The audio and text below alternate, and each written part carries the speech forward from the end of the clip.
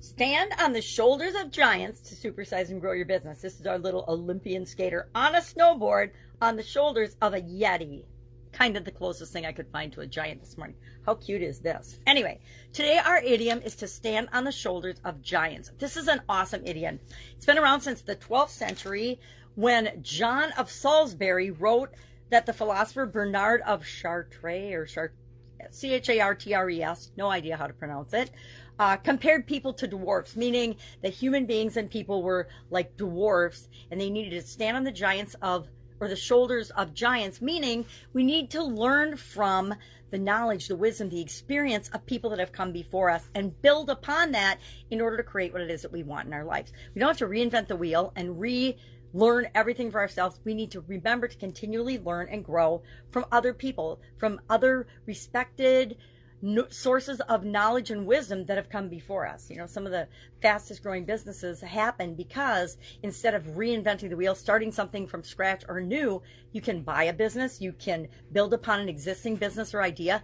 Lots of competition springs out of seeing someone else successfully do something and copying it, and then finding out what's unique and special about their business and using that as a springboard to what has come before.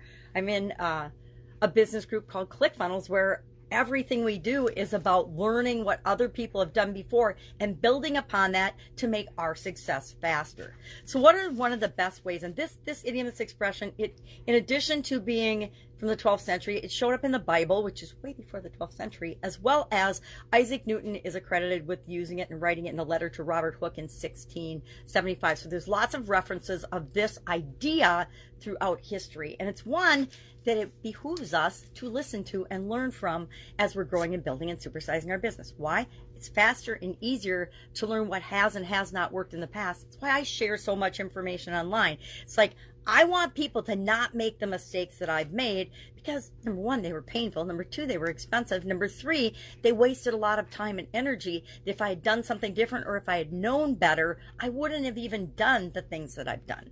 And that's how we learn. And if we learn from the lessons and the mistakes we make, we grow that much faster. I want to talk a little bit about feedback when it comes to this particular topic as well. One of the fastest, easiest ways we can serve our customers, the people we're here to serve, is to ask them questions and listen, and really listen to the responses. I like the expression ABL, always be listening, always be learning, because if we're listening, we're learning. People will tell us everything we need to know if we're willing to listen, ask the questions, and then listen to the response. Not get defensive. It's just like feedback. Feedback is such a touchy subject for a lot of people, me included in the past. The younger I was, the less I liked feedback. But there was some tipping point where I realized people aren't telling me something because they want to harm me. They're telling me these things because they want to help me be a better leader, be a better manager, be a better engineer, be a better human being. And that's why they give you feedback.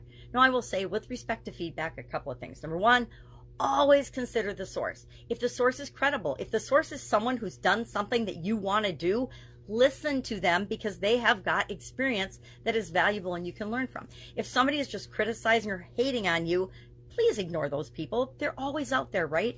A lot of people will give us negative feedback because they don't like what we're doing, because it stretches their comfort zone and they're not comfortable doing the things that we're doing. You don't listen to those people. You listen to the people that are credible, have the experience, have the wisdom that can help and guide us. Coaches, mentors, mentorship groups are one of my favorite things, especially entrepreneurial or business mentorship groups, because if you're building a business, of course, and that's what we're talking about here, because we can learn from other people's experience. And if they're all in different industries, all the better, because one of the fastest, easiest ways to grow and supersize your business is to learn lessons, stand on the shoulders of giants in other industries, and apply those lessons to your industry. It's a way to get a competitive advantage. It's a way to stand out from the crowd. It's a way to build and grow and supersize your business. So feedback is actually one of my favorite subjects. I did a lot of work on it in corporate America because I knew what a touchy subject it was for people, and I literally had to do thousands of performance reviews throughout my corporate career. Thousands. I know, it's crazy.